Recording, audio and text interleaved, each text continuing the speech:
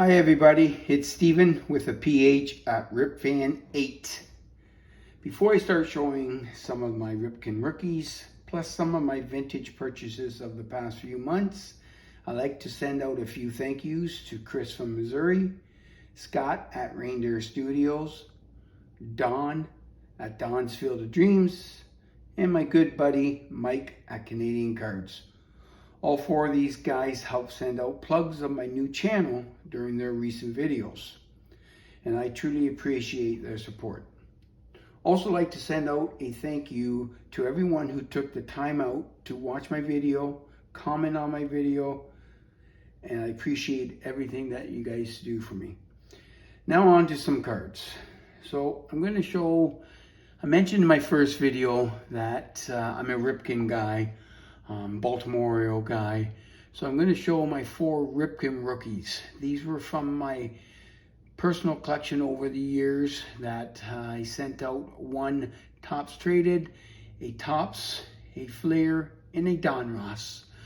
They all came back as PSA 9s, and whether I'm trying to be a little biased or not, but they certainly look very, very good to my eye appeal. So as you can see in the first one, it's the 1982 Topps Traded PSA 9. I think that's a beauty. Pretty shocked it didn't come back better, but 9's still a good looking card. From there, I'll move on to my 82 Topps.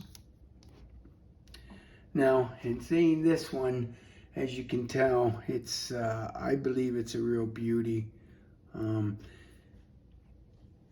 Perfect centering, very sharp, good registry. Again, a 9. From there, we'll go on to the 82 Flair. Another that I consider beautiful card. And finally, I'll go on to the 82 Donruss.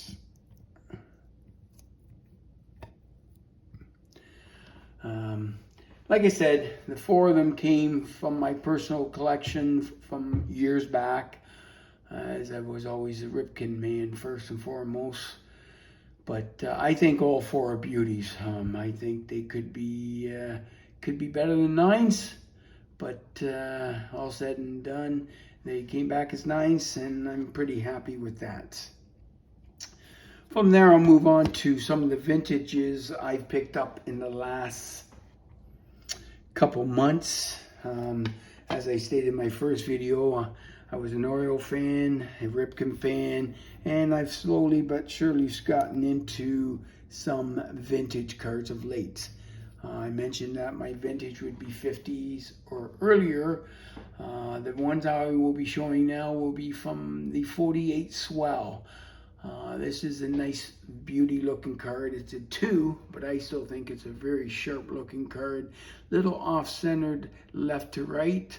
Top to bottom doesn't look bad. Corners are okay, but a beautiful card, Lou Gehrig. And without saying anything, I mean, if anyone wants to chime in, you look at Lou Gehrig, and then you got the gentleman who's my favorite ball player, Cal Ripken, who passed him in the consecutive games. So, gotta love Lou Gehrig. From there, I also picked up a 48 Swell the same day. The most dramatic home run, and that's of Gehrig and Babe Ruth. It's a 3. It's a sharp looking 3. The only really top to bottom is a little bit, say 65-35, but it's still a sharp looking card. These 2 cards were probably my first real vintage pickups I've ever done. They were picked up in Toronto at the Expo back in April. Also from that show in Toronto in April, I picked up a 1925, pardon me, I stand corrected. I picked up a 1929 Churchman. This is Babe Ruth is in the depiction. The picture, it's a beauty. It's a 3.5 1929 Churchman, and like I just mentioned, I picked this one up in Toronto at the Expo back in April. So these three were the first real vintage cards earlier than the 1950s that I basically first started picking up. That started me on my path down to vintage. Love these cards, just absolutely love them. From there, I picked up at a couple weeks, a month later, I believe it was, could have possibly been a week or two afterwards, I eventually saw at a show outside of Woodstock, or in Woodstock, pardon me, a 1932 Bulgaria Babe Ruth with Max Schmeling. It is a PSA 6 O grade, but it is a beautiful looking card. It was my first Babe Ruth I picked up. Just love it. With this deal, with this card, I also got included in the deal I picked up the 1931 Jossetti Babe Ruth and Lloyd. This is a 4, and I got the pair together in a deal at the Woodstock show, and just two beauties. They were my first two Babe Ruth card after I picked up the one Churchman one of the picture of the cigarette card. Just a beautiful, beautiful looking card. And I picked up a few more cards from I want to show. I picked up also a George Sizzler 1925. I got this through a eBay auction, which I got for a really decent price. Again, it's on that path of getting some of the older vintage, and it's just a beautiful looking card also.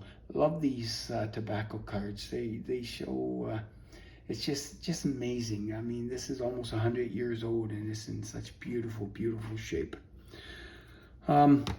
I got one other more card I'm going to show, a vintage one. I mentioned last week in my first video that I did. I showed a satchel page that I picked up on a show outside of Hamilton, or in Hamilton, pardon me, at Michelangelo's.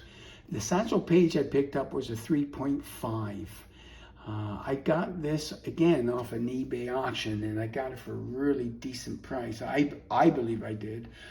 It is the Roy Campanella 1953 Topps. It is a 3, but I'm telling you, from an eye appeal look, the centering is phenomenal. The corners are rounded, of course, hence why it's a 3, but the eye appeal is just spectacular. Absolutely spectacular. This is the type of card that I'm looking for in the vintage. You get them for a reasonable price, and just, I believe they are stunning eye appeal, and I'm really, really pleased. So that's just a glimpse into some of the stuff I am into. Once again, I appreciate everyone who takes the time to watch and or comment, and I will always do my best to try to reply. But I'd like to thank everyone again for taking the time, and I appreciate the comments, and I hope to get back to as many as you as I can. I will continue to explore the YouTube channels. I've really gotten into watching a ton of videos, because it gives me a lot of insight into what people are looking into, what people are collecting, just from the perspective of cost too. It's always nice that we can share what people like, and it's really helped me a lot. So I'd like to say thank you. Until my next time, I appreciate everything, and we'll talk soon. Thank you. Bye.